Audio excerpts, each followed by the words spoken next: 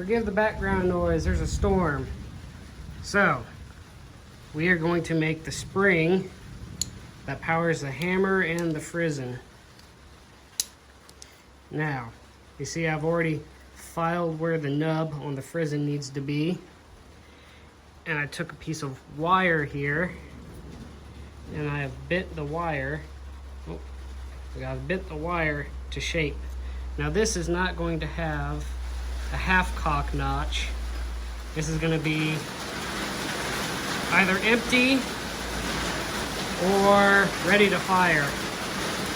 So anyway, the hook here is going to fit in the spring notch up here, and this portion back here is going to ride on the Frizzen.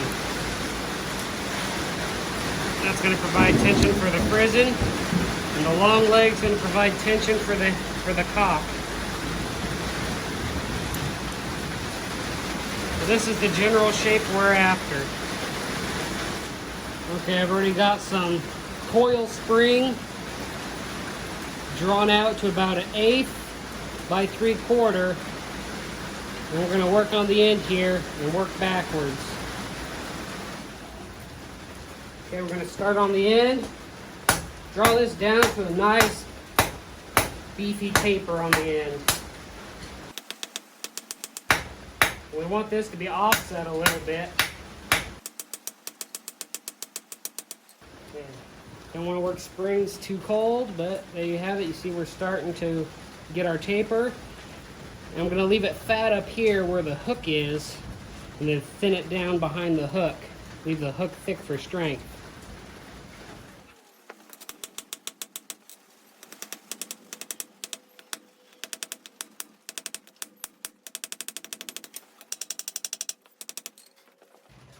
There you go. We can see we have material tapered nicely, and we have our little hook portion tapered here and full width there. Okay, now we're gonna make a set down just behind our little hook.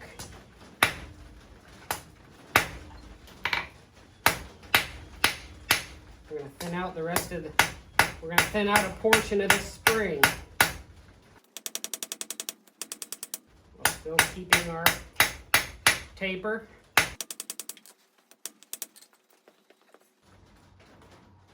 don't know how well you can see that, but we have a thick portion right here, and it necks down, and then it starts to get big again.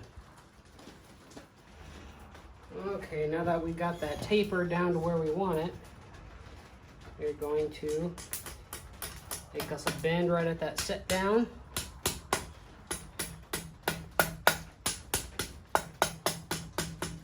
And curve over our little hook.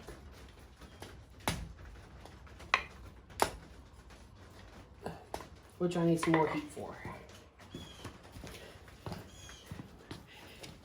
Yeah, you can see we bent it up, and now we're gonna curl it around like that so it makes our hook. Okay, so we're a nice radius portion of the anvil. Start working it around.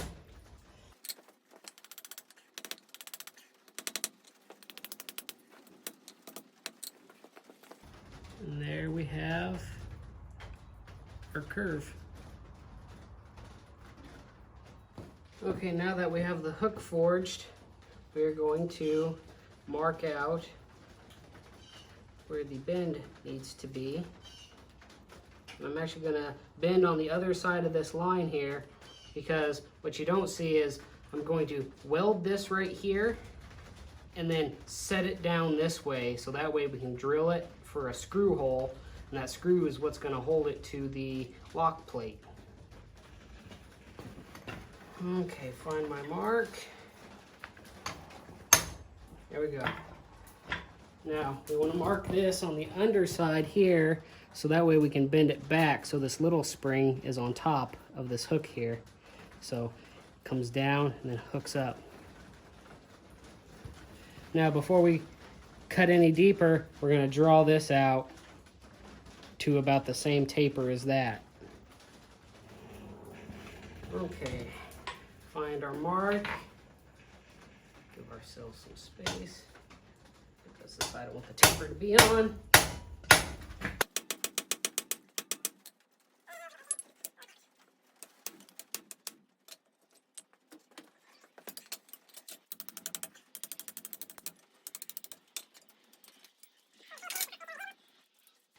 And now we'll start working on the spring taper this way.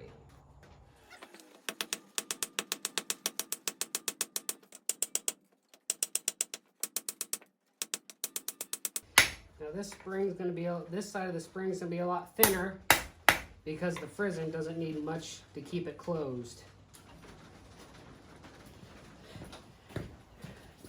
But here you can see where we're at. We're leaving ourselves a nice rectangular section right here for welding. Then we're drawing down that spring. It's got to be much finer than that.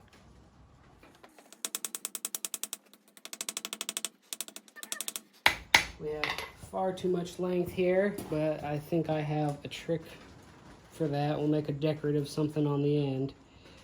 But next we're going to take this to the vise, and you see the hook there? We're going to file what's going to be the inside of the spring, because that's not, we aren't going to be able to reach that once we fold this over and weld it.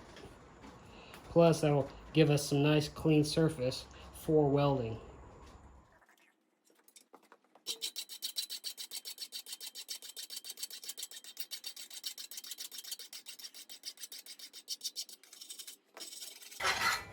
Notice how I'm rounding the corners. That'll help keep the spring from cracking in the quench. Here we go. I got it filed good. Now I'll cut it a little more on the hot cut and fold it back and weld it. Okay, find our mark.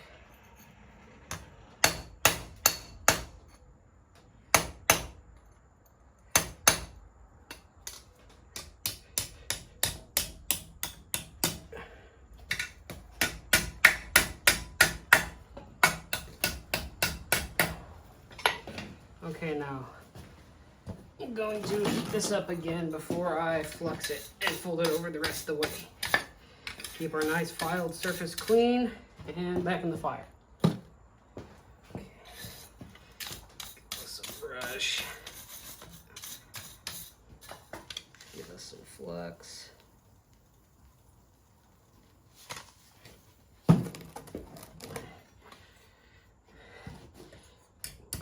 Give ourselves a convenience bend on the spring so we don't burn it up.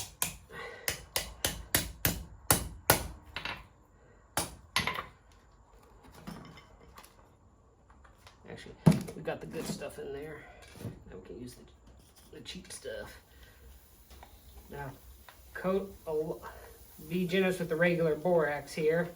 Coat all around. That will help keep the whole spring from oxidizing. Here we go. Got a candy coated spring and we'll weld it.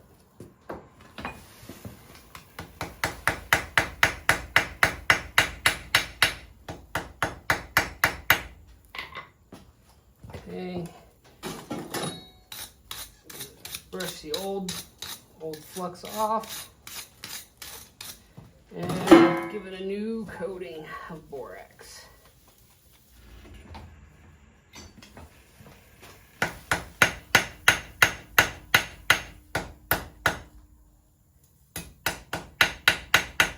Okay, now we got the spring welded this way. Now we're gonna make our set down here for where our screw is gonna go. Same thing, brush and reflux so we don't scale up the spring.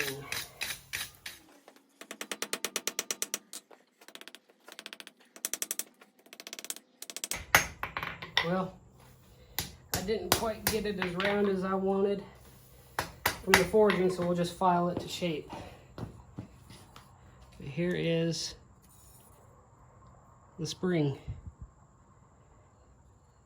Backwards.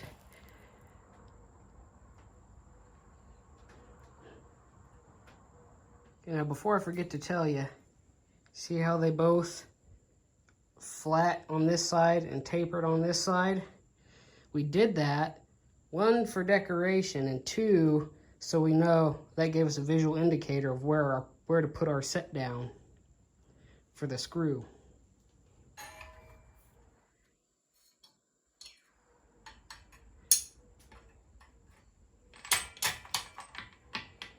Okay, I'm gonna start spreading these a little bit. Let's see if I can't start putting my little decorative scroll up here. Nope, needs more heat. Back to the fire.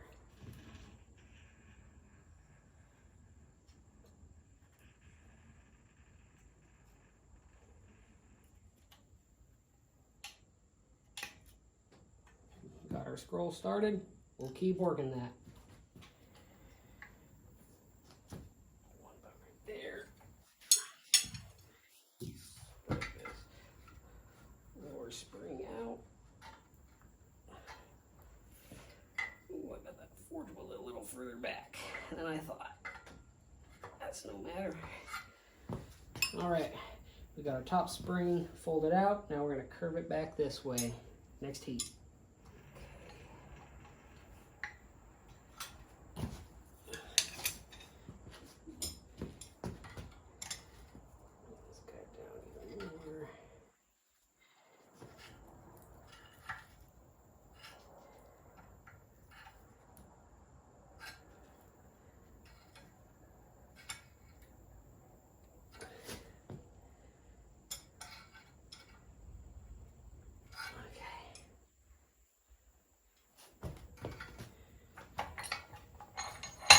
And there we have our spring started. I'm gonna clean up the curve over the horn of the anvil.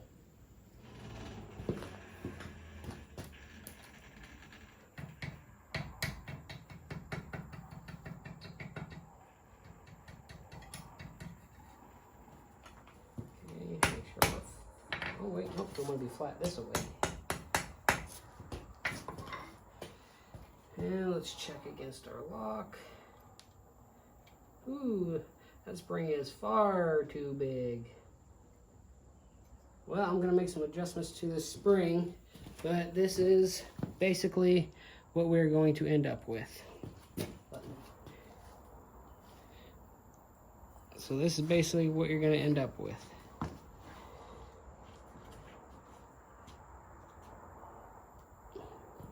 That top spring there is gonna provide tension to the Frizzen.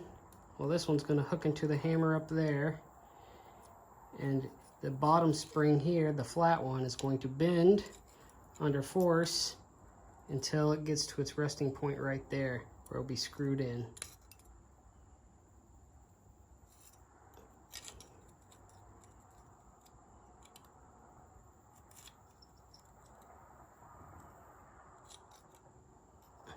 I made this one too big because I was a dummy and didn't check my work as I went. So I will remake this and come back to you when we make all the stuff for the back.